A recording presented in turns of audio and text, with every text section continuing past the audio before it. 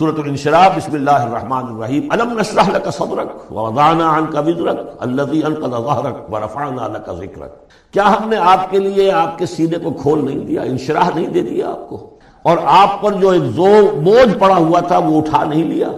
الذی انقض ظہرک، جو آپ کی کمر کو دوہرے کیے دے رہا تھا، توڑے دے رہا تھا۔ ورفعنا لک ذکرک، اور ہم نے آپ کے ذکر کو بلند کر دیا۔ فإن مع العسر یسرا ان مع العسر یسرا، تو یقیناً مشکل کے ساتھ ہی آسانی ہے، یقیناً مشکل کے ساتھ ہی آسانی ہے۔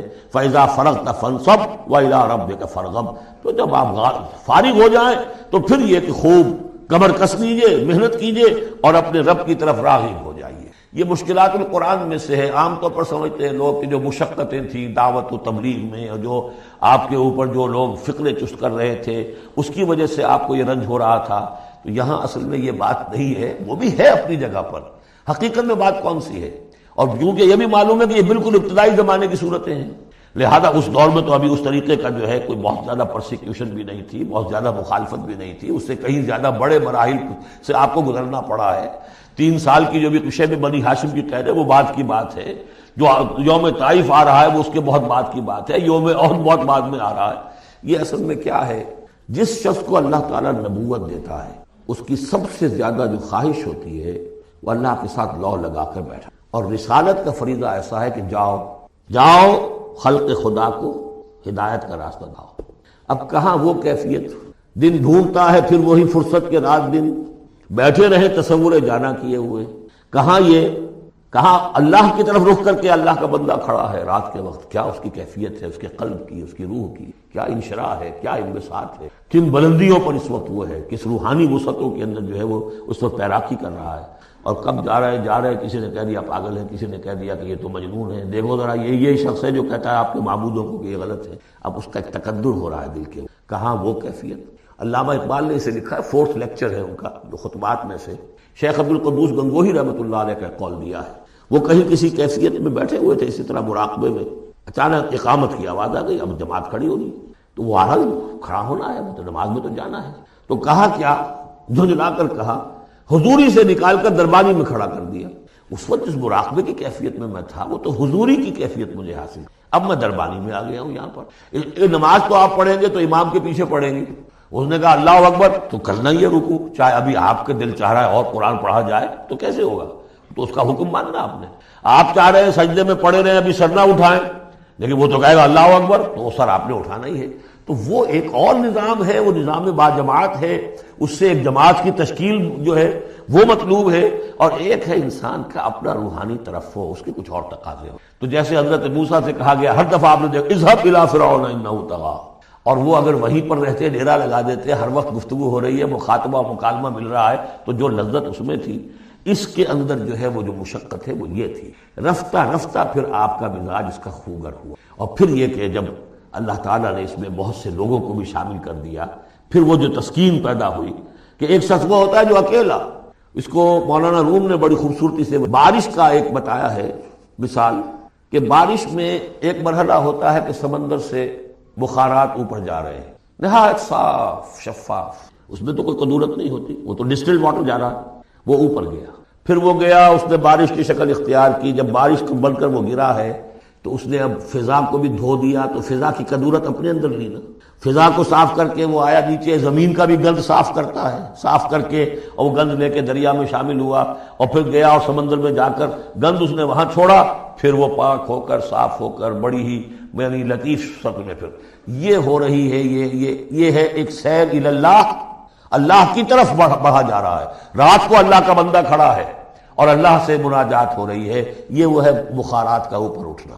نہایت پاکیزہ لطیف کیفیت۔ اور جب آپ آئے ہیں تو بارش کے مانند ہیں، اب آپ دھو رہے ہیں، تو جو دھو رہے ہیں اس سے خود اپنے آپ کو بھی تقدر ہوتا ہے، کسی نے کچھ کہہ دیا، کسی نے کچھ کہہ دیا، کسی نے کچھ کہہ دیا، کسی نے فکرہ چست کر دیا، اب آپ کو ضرورت ہے کہ پھر ذرا اپنے آپ کو بھی صاف کریں دوبارہ، پھر رات کو کھڑے ہو جائیں۔ سیر الی اللہ، سیر فی اللہ، سیر عن اللہ الی اللہ، یہ جو ہے جو تبلیغ کا اور فریضہ رسالت ہے، یہ بھی سیر الی اللہ ہے نتیجے کے اعتبار سے، لیکن اس وقت عن اللہ ہے، اللہ کی طرف تو پشت ہو گئی۔ اب دیکھیے جب آپ نماز میں کھڑے ہیں تو رخ کدھر ہے؟ اللہ کی طرف۔ جا رہے ہیں تبلیغ کے لیے تو اللہ کی طرف تو پشت ہو گئی، اب تو آپ جا رہے ہیں تو خلق کی طرف آپ کا رخ ہے، اللہ کی طرف تو پشت ہے۔ اس حوالے سے وہ عروج ہے، یہ نزول ہے، اور یہ نزول جو ہے یہ بڑا شاق گزرتا ہے کسی ایسے شخص پر جسے عروج کی لذت حاصل ہو گئی. یہ ہے وہ سختی.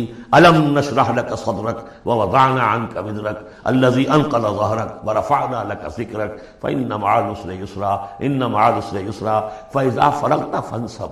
اے نبی وہ وقت آ جائے گا، آپ اپنے اس فرض منصبی سے جب فارغ ہو جائیں گے، جب اللہ کا دین غالب آ جائے گا، پھر آپ یکسو ہو کر وہ جو آخر میں آیا اذا جاء نصر اللہ والفتح ورأيت الناس يدخلون في دين الله افواجا فسبح بحمد ربك واستغفر انه كان توابا، پھر آپ ہمہ وقت اسی کام میں لگ جائیے. اور اسی لیے حضور نے اس وقت آخری فیصلہ کیا اللہم فی الرفیق الاعلی. بس اب میں فارغ ہوا اور اب میں مزید تاخیر نہیں چاہتا. حالانکہ نبیوں کو یہ آپشن ملتا ہے، اگر آپ ابھی چاہیں تو اور رہ سکتے ہیں دنیا میں، یہ آپشن ملا ہے. چنانچہ حضور نے اپنے مرض وفات میں جو خبر دی آ کر، جب آپ نے نماز پڑھائی ہے، بیماری میں ذرا سی کمی ہوئی تھی، باہر آپ آئے ہیں، حضرت ابوبکر نماز پڑھا رہے تھے، حضرت ابوبکر کے پاس جا کر آپ جو ہے بیٹھ گئے. اب حضرت ابوبکر جو ہے وہ اقتدا کر رہے ہیں حضور کی، اور پوری جماعت کر رہی ہے اقتدا حضرت ابوبکر کی. یہ نماز ہے، آخری باجماعت نماز. اس میں حضور نے فرمایا اللہ نے اپنے بندے کو ایک آپشن دی ہے، ایک اختیار دیا ہے. وہ چاہے تو، اب جو ایگزیکٹ الفاظ یاد نہیں ہے، نتیجہ اس کا یہی ہے کہ چاہے تو ابھی دنیا میں اور رہے. تو بندے نے اللہ کو قبول کر لیا. حضرت ابوبکر رو پڑے اور لوگ حیران ہوئے، رو کیوں رہے یہ تو کوئی بات ایسی ہے نہیں. ان کی سمجھ میں آ گیا تھا کہ آپ نے اپنے انتقال کی خبر کر ہمیں دی. تو یہ فیصلہ اللہم فی الرفیق الاعلی، یہ جو شاخ گزر رہا تھا نا، یہ دنیا کے اندر معاملہ دعوت و تبلیغ، یہ اس روحانی جو ربط ہوتا ہے اللہ کے ساتھ، اس کے اعتبار سے اس میں رکھنا پڑتا ہے. کہاں وہ کیفیت، کہاں یہ کیفیت. اور اس کی وجہ سے جلدی آپ نے فرمائی، میں سمجھتا ہوں کہ اگر ابھی جو لوگ، یہ اتنا عظیم انقلاب برپا ہوا تھا عرب میں، اور جب رأیت الناس يدخلون فی دین اللہ افواجا، ان کی ابھی بڑی تربیت کی ضرورت تھی. یہ تربیت کے مراحل ابھی ان کے پورے نہیں ہوئے تھے. یہ تو صرف مکے اور مدینے کے لوگ تھے جو آپ کی تربیت سے اس طریقے سے بہرہ اندوز ہوئے اور ان مستفید ہوئے. یہ جو پورا عرب جو ہے ایمان لے آیا، اور ان کو تو آپ کی تربیت کا ابھی وقت نہیں ملا. بہرحال جب یہ کام ہو چکے گا محمد، تو بس پھر آپ ہمہ وقت اللہ کی طرف متوجہ ہو جائیے. صدق اللہ العظیم. آج جو مجھے موضوع دیا گیا ہے، اس کے لیے میں نے سورہ اعراف کی آیت نمبر 157 کا آخری ٹکڑا جو ہے وہ آپ کو سنایا ہے. اس کا ایک پس منظر ہے، وہ جان لیجیے. آپ کو معلوم ہے کہ جب حضرت موسیٰ بنی اسرائیل کو لے کر مصر سے نکلے ہیں، اس کے بعد مرحلہ آیا کہ اللہ تعالیٰ نے حضرت موسیٰ کو کوہ طور پر طرف فرمایا تورات عطا کرنے کے لیے. ان کی غیر حاضری میں ایک فتنہ کھڑا ہوا، اور کچھ لوگوں نے ایک بچڑا بنا کر اس کی پرستش شروع کر دی بنی اسرائیل میں، سامری کا بنایا ہوا بچڑا. جب حضرت موسیٰ واپس آئے، انہوں نے یہ دیکھا تو بہت غضبناک ہوئے.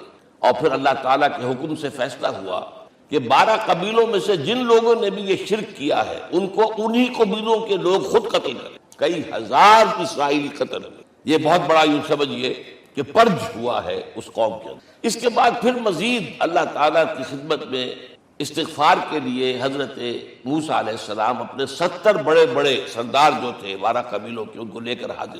وہاں انہوں نے استغفار کیا اور ایک دعا کی، پروردگار وَاكْتُبْ لَنَا حَسَنَةً فِي الدُّنْيَا وَالْآخِرَةِ، ہمارے لیے نیکی کا اندراج کر دے دنیا میں بھی آخرت میں. جواب ملا اللہ تعالیٰ کی طرف سے، دیکھو عذاب تو میں جس کو چاہوں گا دوں گا، اور ویسے میری رحمت ہر شے کے ساتھ موجود ہے، ہر شے کا وجود میری رحمت سے، لیکن ایک میری خاص رحمت ہے جو میں لکھ رکھوں گا ان لوگوں کے لیے جو میرے نبی امی آخری رسول ان پر ایمان لائیں گے صلی اللہ علیہ وسلم. وہ جب آئیں گے اور وہ نیکی کا حکم دیں گے، بدی سے روکیں گے، پاکیزہ چیزوں کو حلال قرار دیں گے، ناپاک چیزوں کو حرام قرار دیں گے، نوع انسانی کے اوپر جو بوجھ تھے جو اس وقت ہوں گے ان کو اتاریں گے. وہ جب آئیں گے تو جو لوگ فالذین آمنوا بہ نمبر 1، وعزروہ نمبر 2، ونصروہ نمبر 3، واتبعوا النور الذی انزل معہ اولئک هم المفلحون، جو لوگ ان پر ایمان لائیں گے، ان کی تعظیم اور توقیر کریں گے، ان کی مدد کریں گے، اور جو نور ان کے ساتھ نازل کیا جائے گا یعنی قرآن، اس کی پیروی کریں گے، وہ ہوں گے جو فلاح پانے والے ہوں گے. میری خصوصی رحمت سے حصہ ان کو ملے. اب یہاں پہلے تو دعا کر لیجیے اللہم ربنا اجعلنا منہم، اے اللہ ہم سب کو ان میں شامل فرما جو تیرے نبی کے ساتھ تعلق کی ان 4 بنیادوں کی شرائط کو پورا کر سکے، تقاضوں کو پورا کر سکے۔ اب ذرا ان میں سے ایک ایک کو لیجیے۔ ایمان جانی پہچانی چیز ہے، ایمان جسے کہتے ہیں، اس کی تشریح میں جانے کی ضرورت نہیں، وقت بھی محدود ہے، لیکن ایک بات سمجھنے کی ہے بہت ضروری۔ ایمان کے 2 لیول ہیں، ایک قانونی ایمان ہے جس کی بنا پر ہم ایک دوسرے کو مسلمان سمجھتے ہیں، اس کا تعلق اقرار باللسان کے ساتھ ہے، زبان سے کہنا اشہد ان لا الہ الا اللہ وحدہ لا شریک لہ واشہد ان سیدنا و مولانا محمد عبدہ ورسولہ۔ کوئی ہندو تھا، سکھ تھا، پارسی تھا، عیسائی تھا، یہ کلمہ کہے اور اسلام میں آ گیا۔ لیکن یہ زبانی کلامی ایمان جو ہے یہ انسان کی سیرت و کردار پر اثر انداز نہیں ہو سکتا۔ یہی وجہ ہے آج ہم دیکھ رہے ہیں مسلمان ہی جھوٹ بھی بول رہا ہے، مسلمان ہی بے ایمانی بھی کر رہا ہے، مسلمان ہی خیانت بھی کر رہا ہے، مسلمانوں کے لیڈر بلینز کی خیانت کر رہے ہیں۔ یہ کون ہے؟ سب مسلمان ہیں۔ وہ اس کی وجہ کیا ہے کہ ہم صرف قانونی مسلمان ہیں اور ہمارا ایمان قانونی ایمان ہے۔ اس کے لیے اسلام کا لفظ قرآن میں آیا ہے سورہ حجرات میں، قالت الاعراب آمنا قل لم تؤمنوا ولکن قولوا اسلمنا۔ اے نبی یہ بدو کہہ رہے ہیں ہم ایمان لے آئے، ان سے فرما دیجئے تم ہرگز ایمان نہیں لائے ہو، یوں کہو کہ ہم مسلمان ہو گئے ہیں۔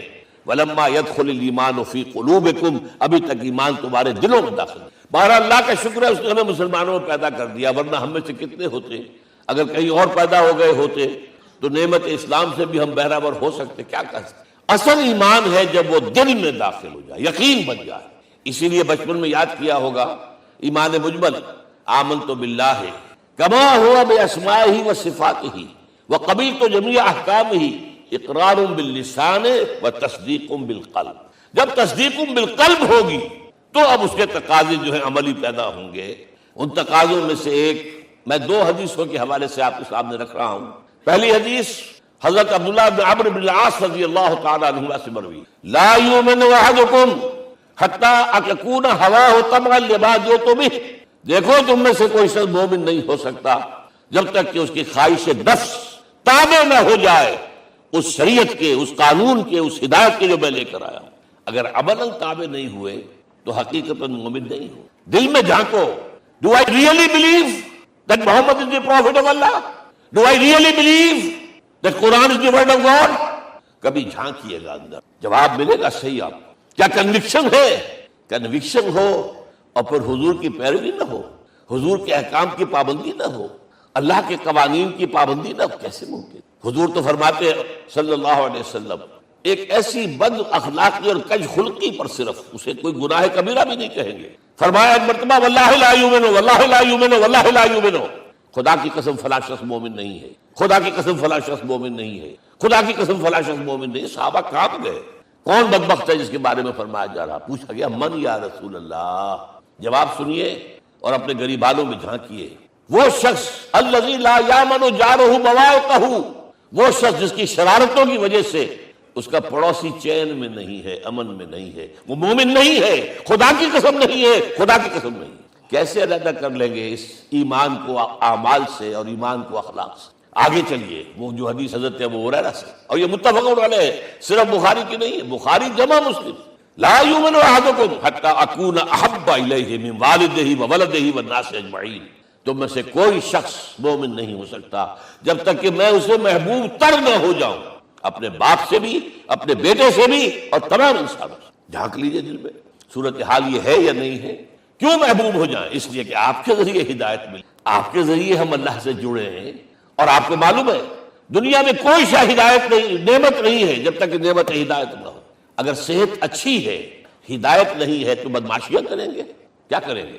آپ کو معلوم ہے صحت اچھی جو ہے تو جا کے کھپے گی، اگر ہدایت نہیں ہے، اگر دولت ہے ہدایت نہیں، کیا کریں؟ گچھر اڑائیں گے، عیاشیاں کریں گے، لوگوں پر اپنی دولت کا روب گاڑیں گے۔ اولاد ہے، ہدایت نہیں ہے، یہ اولاد سہان و روح بھی بن جائے گی کہیں آپ کے لیے۔ کوئی شے نعمت نہیں ہے جب تک کہ نعمت ہدایت نہ ہو، اور ہدایت ہمیں ملی محمد رسول اللہ صلی اللہ علیہ وسلم۔ تو آپ سے بڑھ کر محبوب کون ہوگا؟ اس کے ضمن میں ایک بڑا پیارا واقعہ آتا ہے۔ حضرت عمر سے پوچھتے ہیں حضور ایک مرتبہ، عمر تمہیں مجھ سے کتنی محبت ہے؟ اندازہ کیجئے کس قدر اپنائیت کسی سے ہوتی ہے تب یہ سوال ہوتا ہے، عمر تمہیں مجھ سے کتنی محبت؟ عرض کیا حضور مجھے آپ دنیا کے ہر انسان سے زیادہ محبوب ہیں۔ فرمایا اور اپنی جان سے؟ ذرا سا توقف کیا، دل میں جھانکا، ہاں حضور اب میں یہ بھی کہتا ہوں کہ میری جان سے بھی زیادہ عزیز ہے مجھے. آپ نے فرمایا الان عمر اب پہنچے ہو جو مقام ہے، اب درکار ہے، جو مطلوب ہے. تو محبت اس درجے کی، اطاعت اس درجے کی اگر نہیں ہے تو ایمان نہیں. ہاں قانونی ایمان ہے، اب مسلمان ہے، اللہ کا شکر ہے، بہت بڑا فضل. اب اگلے بات پر آئیے. الضروح، ان کی توقیر، ان کی تعظیم کرے. یہ تعظیم کس درجے؟ اب وقت بہت کم ہے، میں صرف آپ کو سورہ حجرات سے مثال دے رہا ہوں. فرمایا گیا یا ایھا الذین آمنوا لا ترفعوا اصواتکم فوق صوت النبی ولا تجہروا لہ بالقول کجہر بعضکم لبعض ان تحبط اعمالکم وانتم لا تشعرون. اے ایمان والو، کبھی اپنی آواز کو حضور کی آواز سے بلند تر نہ کر دینا. کبھی جس طرح بلند آواز سے ایک دوسرے سے بات کرتے ہو ایسے نہ کر بیٹھنا، مبادا تمہارے سارے اعمال حق ہو جائیں اور تمہیں پتہ بھی نہ چلے. تم تو کہو گے میں نے کوئی گناہ کبیرہ تو نہیں کیا، میں نے کوئی ڈاکہ نہیں ڈالا، چوری نہیں کی، کوئی زنا نہیں کیا، کوئی شراب نہیں پی. لیکن یہ سوء ادب، لا ترفعوا اصواتکم فوق صوت النبی ولا تجہروا لہ بالقول کجہر بعضکم لبعض ان تحبط اعمالکم وانتم لا تشعرون. یہاں ایک میں عملی بات بھی آپ کے سامنے رکھ دوں. صحابہ کے بارے میں تو بات سمجھ میں آ گئی کہ اپنی آوازیں پست رکھیں. ہم کیسے کریں؟ ہمارا ایک طرز عمل ہونا چاہیے. اگر کسی گفتگو میں کوئی شخص کہ حضور نے یہ فرمایا ہے، کبھی یہ نہ کہے میں نہیں مانتا. ہاں توقف کر لیں، بھائی میں تحقیق کروں گا کہ واقعی حدیث صحیح ہے یا نہیں ہے. ٹھیک، ضروری نہیں کہ جو کہہ دے مان لیں آپ. محدثین نے کتنی محنتیں کر کر کے چھانٹی کی ہے، لہذا یہ. لیکن فوراً اگر آپ بتا نہیں میں نہیں مانتا، یہ عقل کے خلاف ہے، یہ فلاں ہے، یہ وہ، یہ ہے کہ جو آپ سوء ادب کے مرتکب ہو رہے ہیں نبی اکرم صلی اللہ علیہ وسلم کی بارگاہ. ہاں توقف کریں، غور کریں، تحقیق کریں، معلوم ہو کہ یہ حدیث پختہ نہیں ہے، مستند نہیں ہے، پھر دوسری بات. اور یہ جان لیجئے ہمارا جو معاشرہ ہے اس کا ایک قانونی جو ہے احاطہ ہے. یہ بھی سورہ حجرات کی پہلی آیت ہے. یا ایھا الذین آمنوا لا تقدموا بین یدی اللہ ورسولہ. اللہ اور اس کے رسول کے احکام کا دائرہ ہے، اس کے اندر اندر رہو، باہر نہیں نکل سکتے. لیکن اس دائرے کے اندر ایک مرکزی شخصیت جس کی دل آویزی، جس کا حسن سلوک، جس کا حسن کردار، جس کا حسن اخلاق مرکز بن جائے، تمام لوگوں کی جذباتی محبت کا مرکز بن جائے. اگر یہ نہیں ہوگا تو معاشرہ مضبوط نہیں ہوگا. محض قانون اور دستور پر معاشرہ مضبوط نہیں ہوتا. کسی شخصیت، اب آپ کو معلوم ہے آخر ہندوستان کے معاشرے میں گاندھی کا ایک مقام ہے کہ نہیں ہے؟ آخر یہ سارا معاملہ چل رہا ہے اسی کے گرد کے نہیں؟ ماؤ زے تنگ کے معاملہ ہے کہ نہیں ہے؟ یہ سارا معاملہ دنیا میں عام لوگ کہہ دیتے، ریشنلسٹ لوگ، کہ ان چیزوں کی کیا ضرورت ہے؟ بھائی قانون دیکھنا چاہیے، دستور دیکھنا چاہیے، حکم دیکھنا نہیں. بھائی جذباتی وابستہ کہ ایک ہستی تو ایسی ہو کہ جس کے کچھ کہنے پر فوراً دبانے بند ہو جائے. اور اس کا نقشہ میں سعودی عرب میں دیکھتا ہوں. اگر وہاں کے دو بدو لڑ رہے ہوں سخت اور ایک دوسرے کو کھانے کو دوڑ رہے ہوں، کوئی شخص کہتے صلی علی النبی، فوراً خاموش. معلوم ہوتا ہے آگ کے اوپر کسی نے پانی ڈال دیا، خاموش، صلی علی النبی، صرف یہ کہنے سے. یہ جذباتی وابستگی اگر محمد سے نہیں ہے صلی اللہ علیہ وسلم تو آپ کا معاشرہ کبھی مضبوط. یہ مرکزی شخصیت، یہ مرکز ہے. اسی لیے ان کے احترام کا یہ درجہ ہے، کیونکہ اس سے کیا ہوگا؟ تمہارا شیرازہ بکھر جائے گا. اگر ان کے ساتھ جذباتی محبت نہیں ہوگی تمہارا شیرازہ بکھر جائے گا. یہ آیا معاملہ.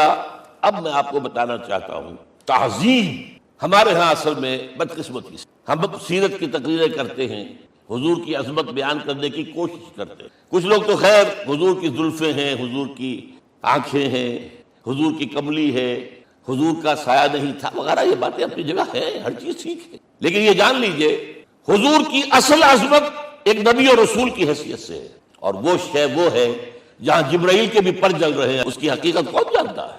میں ایک مثال دے رہا ہوں آپ کو کہ حضور 100 میں مثال رکھا کرتے تھے. آج روزہ رکھا، شام کو افطار نہیں کیا، وہ رات کو چل رہا ہے روزہ، اگلے روز پھر وہ کنٹینیو کر رہا ہے شام تک. 2 دن کا 100 میں مثال، 3 دن کا بھی رکھتے تھے. صحابہ نے اجازت چاہیے، حضور ہمیں بھی اجازت دے دیں. نہیں، آج کے حضور آپ تو رکھتے ہیں، ہمیں منع کرتے ہیں. اب سنیے، ایکم مثلی، تمہیں سے کون ہے مجھ جیسا؟ ابھی تو عند ربی، میں تو اپنے رب کے پاس رات گزارتا ہوں. ہوا یطعمنی ویسقین، وہ مجھے کھلاتا اور پلاتا ہے. کیا سمجھیں گے ہم؟ کیا ہماری سمجھ میں آئے گا؟ یہ معاملہ نبوت کے جو اسرار و رموز ہیں، ان کا جو مقام اور مرتبہ ہے، وہ کوئی نبی پہچان سکتا، غیر نبی تو پہچان ہی نہیں سکتا. ایک ڈاکٹر کا کیا مقام ہے اپنے فن میں، وہ کوئی ڈاکٹر ہی سمجھ سکے گا نا، غیر ڈاکٹر کہاں سمجھے گا؟ اور حقیقت میں وہی سمجھے گا جو اس سے بھی اوپر کا ڈاکٹر ہے. نیچے والا تو نہیں سمجھ سکتا. جو کمتر ہے وہ تو صرف اوپر دیکھے گا، اللہ اللہ خیر صلی اللہ. جو اوپر ہے اور ظاہر ہے محمد سے اوپر کوئی نہیں صلی اللہ علیہ وسلم. یہی وجہ ہے، دیکھیے شیخ سعدی کو کیا کہنا پڑا یا صاحب الجمال و یا سید البشر من وجهك المریر قد نور القمر لا يمكن الثناء كما كان حقه بعد از خدا بزرگ توئی قصہ مختصر۔ اے محمد صلی اللہ علیہ وسلم، آپ کی ثنا جیسے کہ حق ہے ہو ہی نہیں سکتی۔ غالب اس سے بھی آگے گیا ہے، میں بات ابھی آپ کو سناتا ہوں شعر اس کا۔ آپ کی ثنا کا حق ادا ہو ہی نہیں سکتا، بس ہم یہ جانتے ہیں اللہ کے بعد آپ کا مقام۔ غالب جو آگے گیا ہے کہتا ہے غالب ثنائے خواجہ بیزدان گذاشتیں کہاں ذات پاک مرتبہ دان محمد است۔ اے غالب ہم نے تو حضور کی ثنا تو اللہ کے حوالے کر دی ہے، اس لیے کہ وہی ذات پاک جانتا ہے مرتبہ محمد کا کیا ہے صلی اللہ علیہ وسلم۔ ہم بیان کرنے کی کوشش کریں گے تو توہین کر بیٹھیں گے۔ ایک لطیفہ ہے، ایک بیچارہ کوئی دیہاتی کہیں پھنسا ہوا تھا کسی جگہ، تھکا ہوا چل رہا تھا، ڈپٹی کمشنر صاحب جا رہے تھے، کار میں بٹھا لیا۔ اب اس نے کہا پتر تینوں اللہ پٹواری کرے۔ اب اس غریب کے جو ہے اس کے ذہن میں تو پٹواری سے اوپر تو کچھ ہے ہی نہیں، اس کے قلم سے جو ہے ادھر کا انتقال ادھر ہو گیا، ادھر کی ادھر چلی گئی۔ تو ڈی سی کو وہ تعریف کر رہا ہے اپنے سمجھ کے مطابق پٹواری کرے، تو ہم کہیں پٹواری والا معاملہ نہ کریں۔ ہاں ایک پہلو ایسا ہے جس کے حوالے سے حضور کی عظمت ہماری سمجھ میں آئے گی۔ حضور ایک انسان کی حیثیت سے کیا تھے، ایک باپ کی حیثیت سے آپ کا کیا طرز عمل تھا، ذرا یاد کیجئے۔ جگر گوشہ رسول حضرت فاطمہ بطول رضی اللہ تعالیٰ عنہ وہ حاضر ہوتی ہے، ابا جان دیکھیے چکی پیس پیس کر یہ گھٹے پڑ گئے میرے ہاتھ میں، یہ کنویں سے پانی لاتی ہوں، مشکل دیکھیے یہاں پر بندیاں پڑ گئی۔